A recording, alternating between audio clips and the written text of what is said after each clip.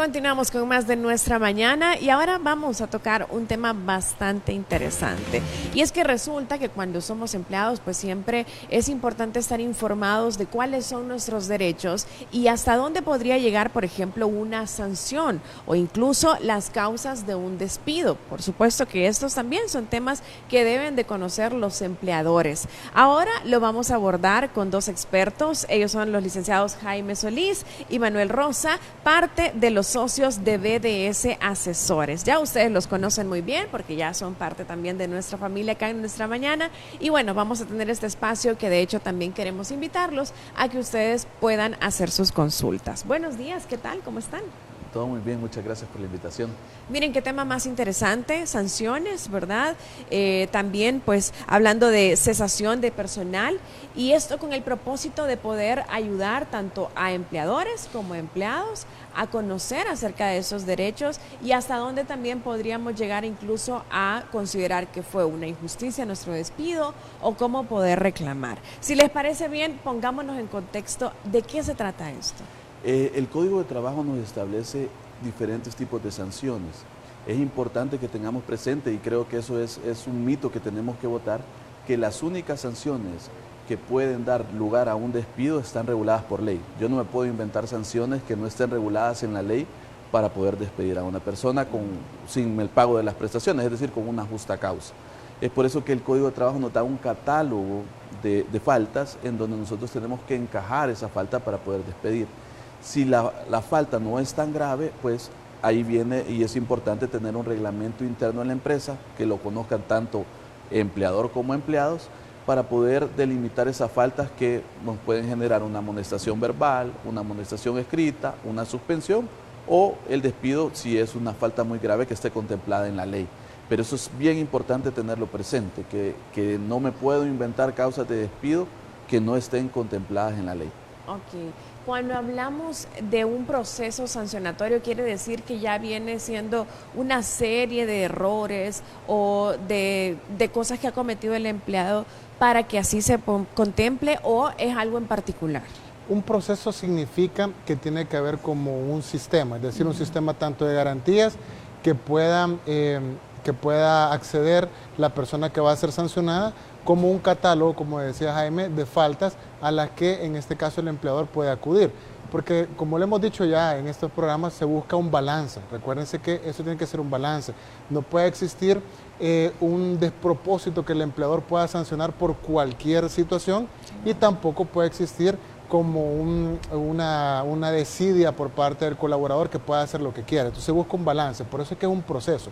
Dentro del proceso tiene que haber normativas y las normativas tienen que respetar principios, por ejemplo, derecho de defensa, por ejemplo, saber cómo se comprobó la falta que se le está acreditando a una persona y lo más importante, un sistema, por eso es un sistema progresivo de faltas, porque usted no va a sancionar, por ejemplo, con despido, una llegada tarde que ha sido eventual en el año de 2-3 minutos, por ejemplo, sería desproporcional, pero tampoco puede usted catalogar, por ejemplo, que un empleado fugó información, se la dio a otra empresa.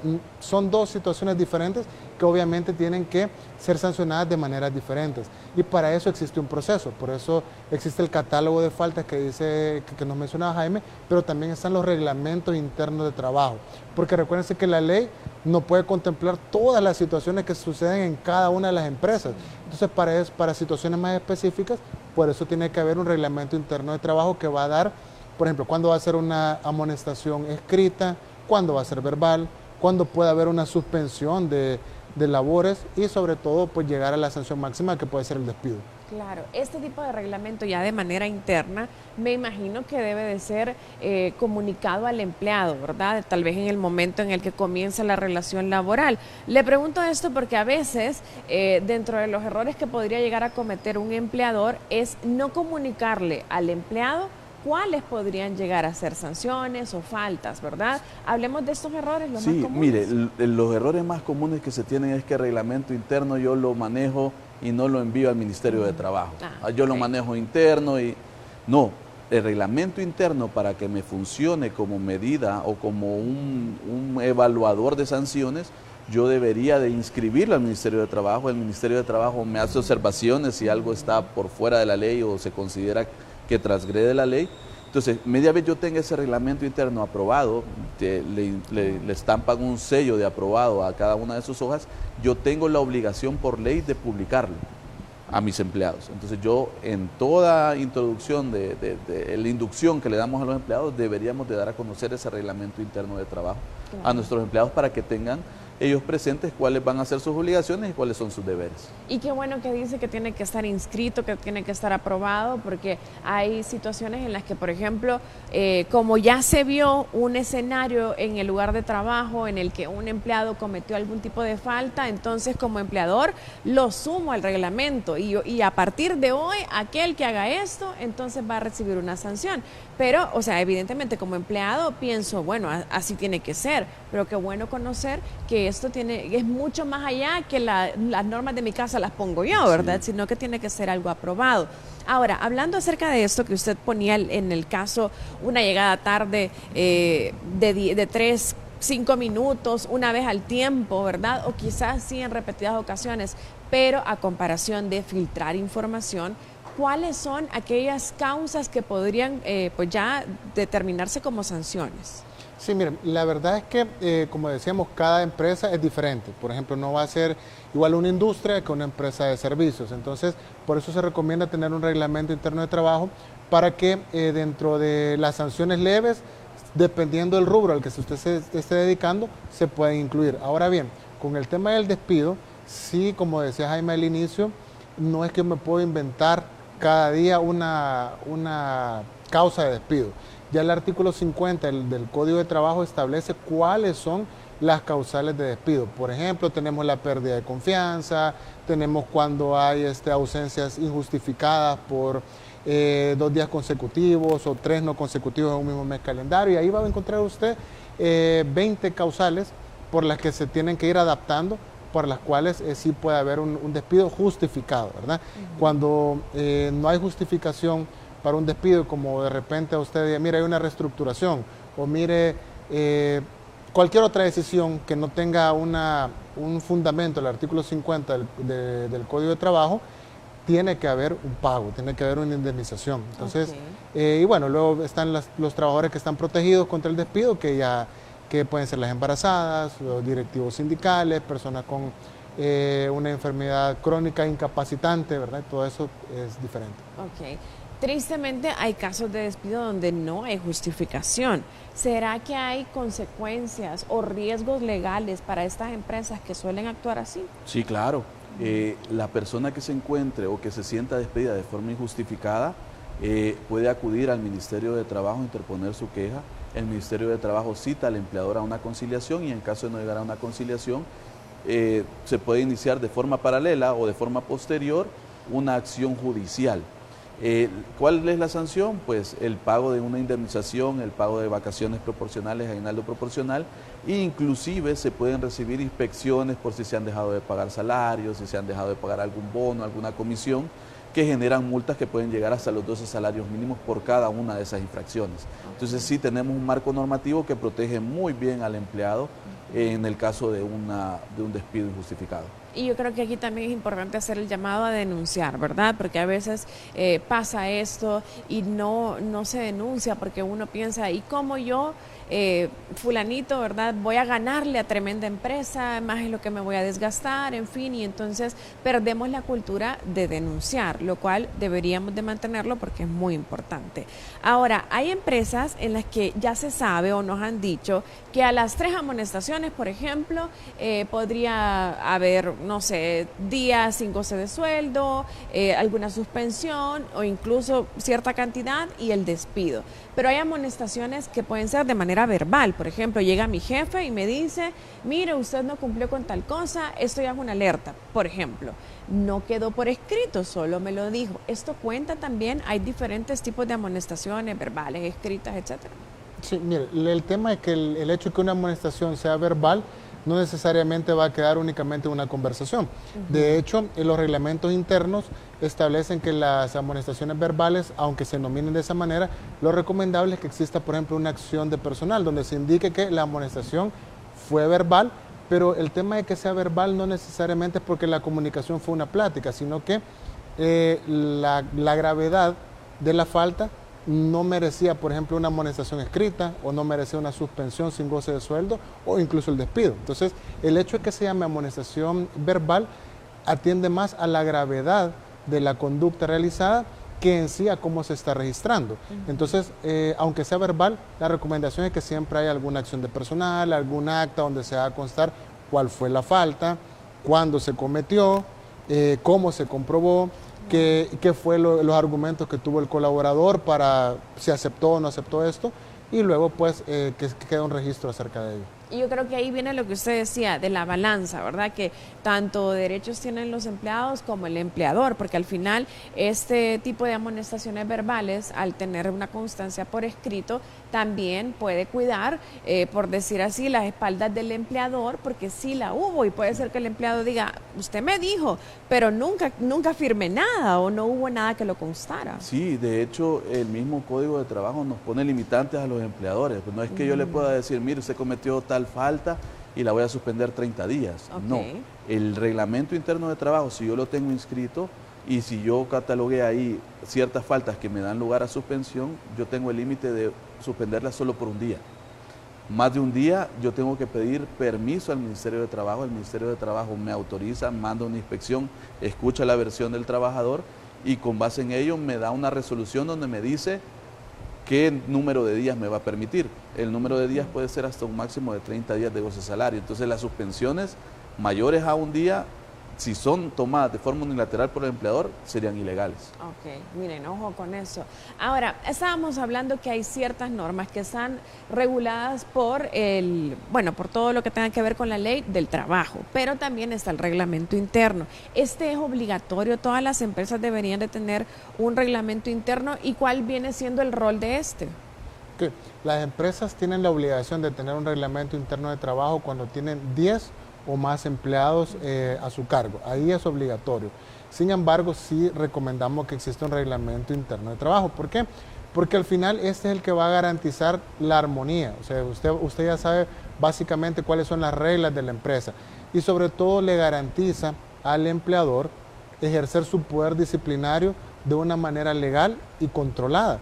Porque no voy a ir quizá imponiendo sanciones sin saber realmente si son legales o no lo son. Entonces sí es obligatorio para las empresas que tienen una cantidad de empleados que le acabo de mencionar, pero si usted no tiene esa cantidad de empleados, tampoco no es un impedimento que lo pueda hacer. De hecho, es recomendable que usted tenga un reglamento interno de trabajo porque va a ser su guía, va a ser su manera de cómo sancionar y cómo ejercer el poder disciplinario. Sí, y definitivamente eso también, como decíamos nuevamente, va a curar en salud cualquier tipo de situación, ¿verdad?, del empleador. Ahora, ojo, volvemos a repetir, no solamente es un reglamento que a usted se le ocurra y lo escriba, sino que es una cosa que tiene que registrarlo. Y eso también creo yo que viene para aquellos emprendedores que probablemente sí tengan más de 10 empleados o que tengan su negocio propio, aquellos que de repente tengan alguna farmacia, por ejemplo, que no es de las grandes cadenas y tienen a sus empleados y a veces se van como más a lo de la antigua y tienen un reglamento hasta escrito a mano y pegado en una pared, pero es una cosa que se debe de registrar, ¿verdad? Ya hablamos acerca de las amonestaciones, ahora es importante hablar de la cesación. ¿Cuáles serán esas causas justificadas para cesación? Tristemente, en nuestro país en los últimos meses se han oído muchos casos de diferentes empresas que han tenido recorte de personal y una de las causas más sonadas es reestructuración. Y a veces uno lo asocia entonces no tenían algo que reclamarme, no era mi desempeño, sino que simplemente me quitaron. Y realmente no me queda claro por qué. Sin embargo, hay causas que sí son justificadas. Sí, hay causas que sí son justificadas, como mencionaba Manuel, está un catálogo en el artículo 50. Tenemos causas que muchas veces se utilizan mal también por desconocimiento, como por ejemplo la pérdida de la confianza. Okay. La pérdida de la confianza yo no se la puedo aplicar a cualquier trabajador. Hay casos específicos, alguien que tenga a cargo fiscalización, a cargo personal, a esas personas yo les puedo aplicar la pérdida de la confianza, pero a los cargos que no tengan estas características, yo no les puedo aplicar la pérdida de la confianza. Entonces hay catálogos que nosotros tenemos que ver con cuidado. Por ejemplo, llegar ebrio a trabajar es otra causa. Llegar con efectos de estupefacientes, por ejemplo, esas son causas. O ingerir bebidas dentro del centro de trabajo también son causas. Causarle perjuicio económico a la empresa. Si yo, por ejemplo, a mí me dan una herramienta de trabajo, una laptop, y yo la vendí o la perdí, pues eso puede traer una sanción que puede implicar incluso el despido, ¿verdad? Dependiendo de aquella diligencia que yo tuve para ese hecho. Pero, por ejemplo, hemos tenido casos en donde quieren justificar el despido porque se la robaron. Es algo que usted no puede regular, ¿verdad? Entonces sí, hay causales, como mencionaba Manuel también, faltar 2 días consecutivos en un mismo mes o faltar 3 veces en un mismo mes que no sean consecutivos, pero que yo falte aunque sea mediodía, eso también puede ser una causal. Sin avisar. Sin avisar, la negligencia reiterada. Obviamente, si yo tengo una justa causa porque me enfermé, porque fui al Seguro Social, eso es una causa justificada. Es aquellos casos en donde yo simplemente no llegué, no avisé y nadie sabe de mí, ¿verdad? Entonces, ahí sí hay una sanción pues que lleva incluso al despido. Claro. Cuando es el momento del despido, regularmente a uno lo llaman a una oficina o algo y ya tienen todos los papeles preparados, ¿verdad? Y básicamente a uno le comunican y uno firma. ¿Quiere decir que hay pasos que deben de seguir el empleador previo a comunicar este despido? ¿Pasos legales, no sé, algún tipo de documento que tienen que establecer o algo? Sí, miren, antes de llegar a lo legal, yo creo que un proceso de desvinculación o de despido, creo que las empresas tienen que comprender que una comunicación sensible, está comunicándole a alguien que se va a quedar sin sustento para su familia, su principal. Entonces, tiene que estar preparado para eso. Y el proceso tiene que ser lo más humano posible. Y ya entrando al tema legal, sí, miren, tiene que haber, obviamente, si yo tengo la justificación de que es una reestructuración, eso no es una justificación legal, yo tengo que indemnizar a la persona. Una reestructuración no es una causa justificable dentro del artículo 50 del Código de Trabajo, entonces tengo que indemnizar. Entonces tengo que tener ya la información, el detalle de lo que contiene la liquidación, cuánto se le va a entregar por indemnización, si tenía pendientes salarios, aquí está su salario, si tenía horas extras pendientes, liquidarlas en ese momento, decirle se le incluye en todo esto, si tenía vacaciones pendientes, etcétera. Una vez que ya tiene claro ese panorama, entonces se procede a firmar el finiquito laboral. El finiquito laboral que tiene que contener pues el detalle de las cantidades que se están entregando y debe ser formalizado en este caso por lo general ante un notario o bien se tiene que pedir una hoja en el Ministerio de Trabajo para poder hacer constar el pago que se está haciendo y una finalización del contrato laboral. Entonces sí es un proceso también que, como le decía, tiene que abarcar desde lo humano hasta los temas legales. Ya que menciona esto, en un caso como este, en el que tengan que pagarle todas sus vacaciones, etcétera, ¿tiene que ser ese mismo día el pago o de repente, porque he escuchado casos en los que las personas les notifican, firma algo, le dicen en tal fecha te vamos a depositar, llega la fecha y le dicen, mira, tenés que venir y firmar, y como una persona que ha sido despedido, como usted bien dice, es un proceso también bastante difícil, hablando de manera anímica, psicológica, etcétera. Por lo menos en mi caso yo no quisiera volver ni a firmar nada, o sea, yo preferiría que si ahí me despidieron, firmo y que me depositen, pero no quiero volver a la empresa, pero estoy obligado a eso. Por regla general, la ley no establece un periodo, pero por regla general usted debería de firmar el finiquito y en ese momento recibir el dinero, porque ahí está usted manifestando que en ese momento se le está pagando todas sus prestaciones laborales, que como Manuel indicaba, deben de ir detalladas y desglosadas en el finiquito. Entonces, lo ideal es que esté ahí. ¿Qué es lo que ha hecho la jurisprudencia por este tipo de casos, como usted comenta, de que incumplen, que no le quieren pagar, que se quieren hacer los mareados, como dice, ¿verdad? Y ya no le quieren pagar?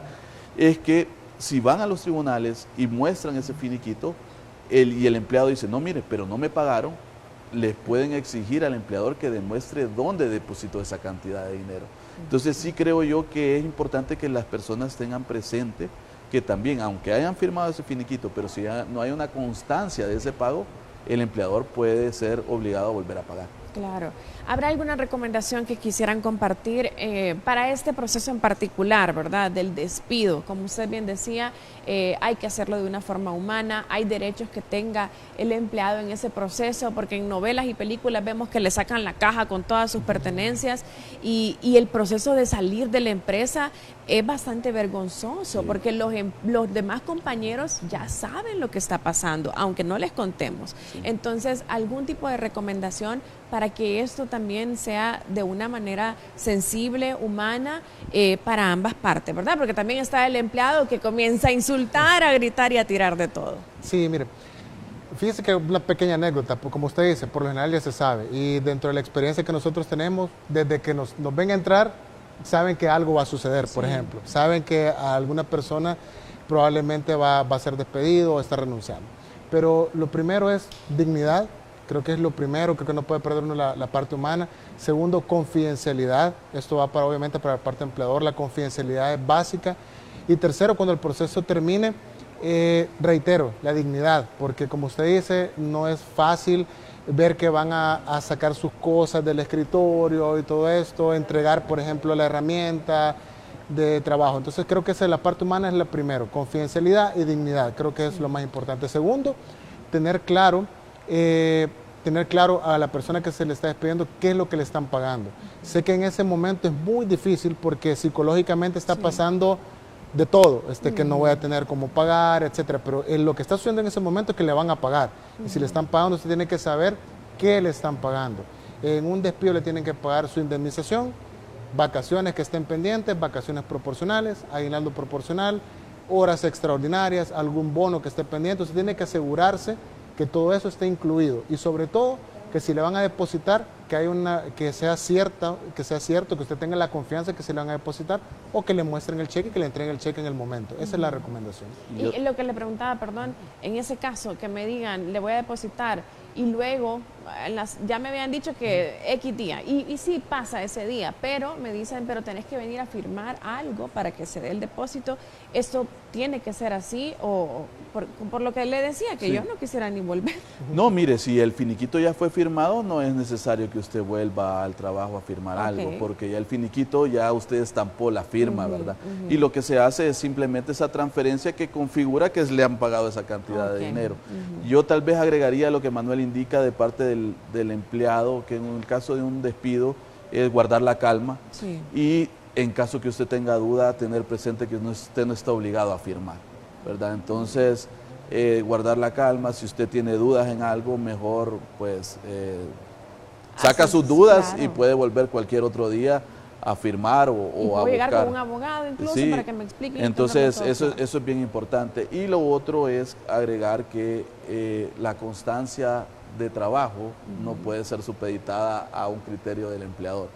Usted puede inclusive abocarse al Ministerio de Trabajo y exigir que le entreguen una constancia de haber trabajado en ese lugar por el tiempo en donde conste su cargo, su salario. Entonces, eso es un derecho que se tiene como empleado y que no puede limitarse o decir, no, mire, si no firmas no te voy a dar constancia. Eso no se puede, no puede pasar. Creo que esos son temas que tenemos que tener claro como empleados. Definitivamente. Bueno, el tema, la verdad es que es muy interesante. Lastimosamente el tiempo en televisión es súper cortito, pero sin duda hemos aprendido mucho y también queremos seguirles preguntando más. Gracias por su tiempo y para aquellos tanto empleados como empleadores que necesitan un acompañamiento legal, ¿cómo nos contactamos con ustedes? Nos pueden contactar a través del teléfono 2296-9500, a través de nuestras redes sociales como BDS Asesores y al correo electrónico relsalvador@bdsasesores.com. Excelente, gracias a ambos, que tengan una bonita mañana. Muchas gracias igual. Muy bien, vámonos al corte y ya regresamos.